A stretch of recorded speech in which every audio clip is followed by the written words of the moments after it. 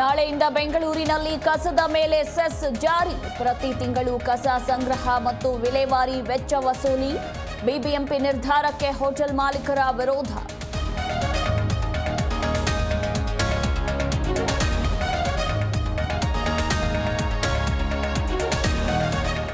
Silicon ಸಿಟಿಯಲ್ಲಿ ನಿಲ್ಲದ ಪುಡಿ ರೌಡಿಗಳ ಅಟ್ಟಹಾಸ. ಹಾಡ ಹಗಲೇ 2 ಗ್ಯಾಂಗ್ಗಳ ನಡುವೆ ವಾರ್. ವೈನ್ ಸ್ಟೋರ್ ಮುಂದೆ ನಿಂತಿದ್ದ ಇಬ್ಬರ ಮೇಲೆ ಹಲ್ಲೆ.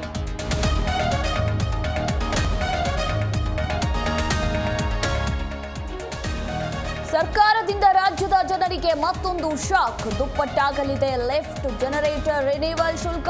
ಬೆಲೆ ಏರಿಕೆಗೆ ಮುಂದಾದ ಇಂಧನ ಇಲಾಖೆ.